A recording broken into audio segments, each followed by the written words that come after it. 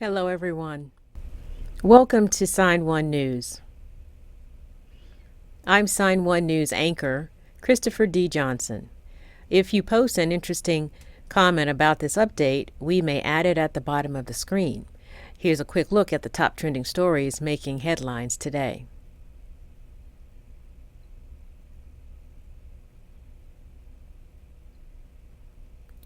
Former President Trump says Special Counsel Jack Smith told him he is a target of the criminal probe into efforts to overturn the 2020 election.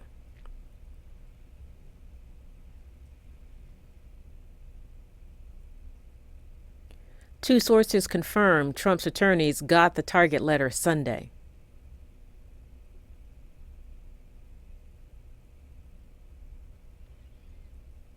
Legal experts say that it is a sign Trump may soon be charged by the special counsel. When an individual gets a target letter, typically they get the chance to appear before a grand jury to defend themselves before charges are brought.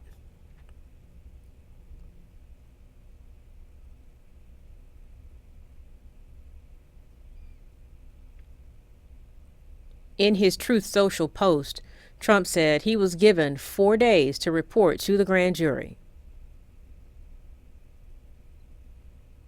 It is unlikely Trump will choose to appear. Trump got a target letter earlier this year from Smith before being indicted in the investigation into the mishandling of classified documents.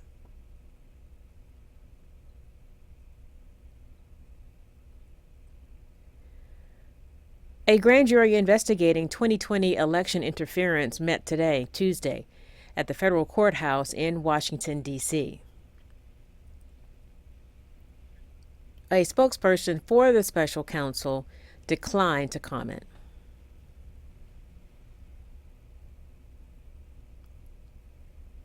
Authorities in Shelbyville, Tennessee, have arrested this woman.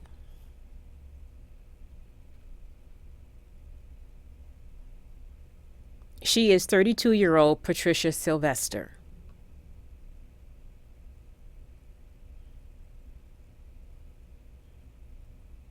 Sylvester is charged with strangling and killing her 12-year-old son and then trying to kill her 4-year-old son.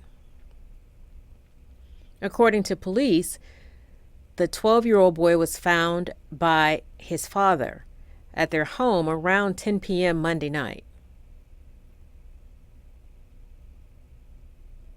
He then called 911 because his wife and other son were missing. An endangered child alert was quickly issued. Shortly after the alert, Sylvester was found with her 4-year-old son. She admitted that she killed her 12-year-old son, and she admitted to trying to kill her 4-year-old son. She was arrested and charged with 1 count of criminal homicide and 1 count of attempted homicide. But investigators say the case is still open. They are asking anyone with information regarding a motive for the killing to come forward.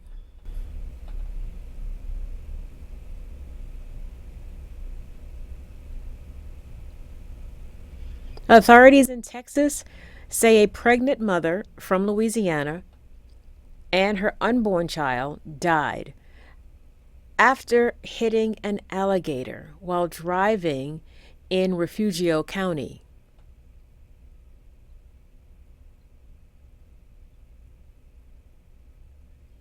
Officials say the woman was traveling on State Highway 35 when the alligator crossed in front of her truck. When she veered to avoid the gator, the truck rolled over. First responders say they attempted to save the woman's life and the life of her 7-month-old unborn child, but were unsuccessful. The Alligator also died from injuries sustained as a result of the crash. Temperatures across the U.S. continue to soar this week.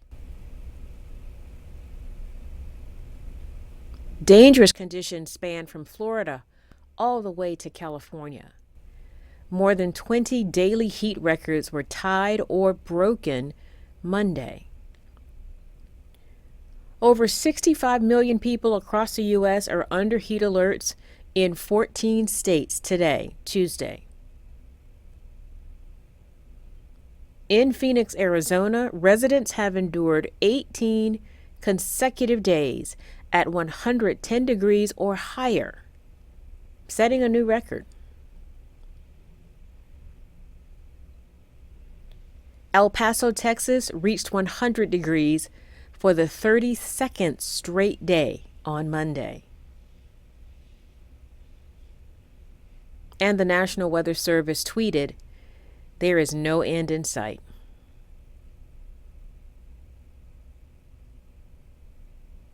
Health experts say keeping cool and staying out of the scorching sun should be the priority for everyone. But for some, like those experiencing homelessness, staying indoors is not an option. So emergency crews are handing out water to the homeless to keep them cool.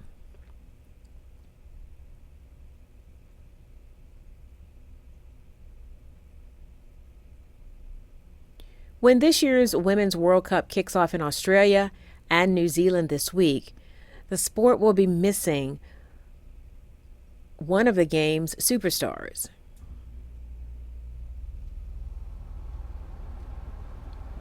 Dutch player Vivianne Miedema is out for the entire tournament with an ACL injury.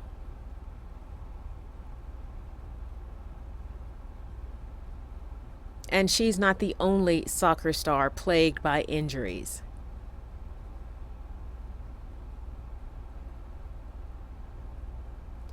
England captain Leah Williamson, Lioness forward Beth Mead,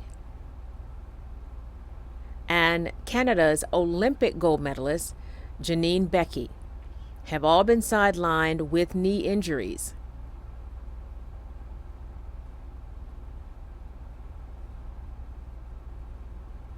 And that has raised concerns about why ACL tears are so prevalent in the women's game.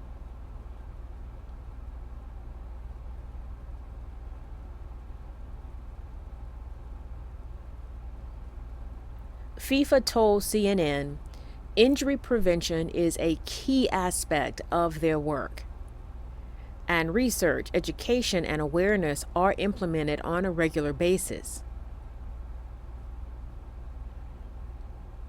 European soccer's governing body, UEFA, also responded by saying earlier this year the organization established a women's health expert panel to work on a variety of issues, including ACL injuries. The Women's World Cup starts on Thursday, July 20th, and ends on August 20th.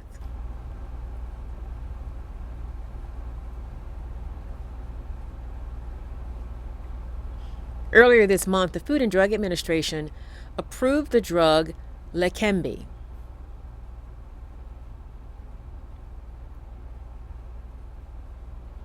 It is the first prescribable drug proven to slow the loss of memory and ability to do daily tasks that Alzheimer's brings.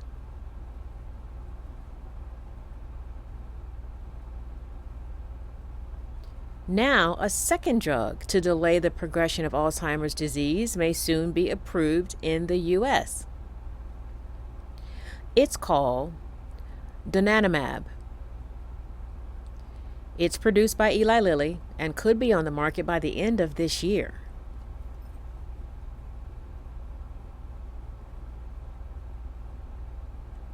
But even though the medicines are the first to slow the progression of Alzheimer's, some experts are expressing their doubts. In editorials published Monday in the Journal of the American Medical Association, they questioned the degree of the drug's benefits in addition to the donanemab data.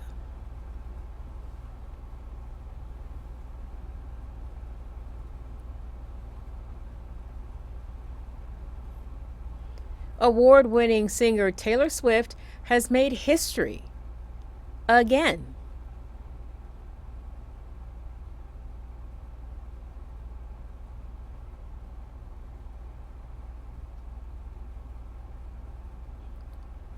Her new album, Speak Now, Taylor's version, tops the Billboard 200 chart with the biggest first week sales of any album this year. It is her 12th album to reach #1. That's the most by any female artist ever. The previous record holder was Barbra Streisand, who had 11.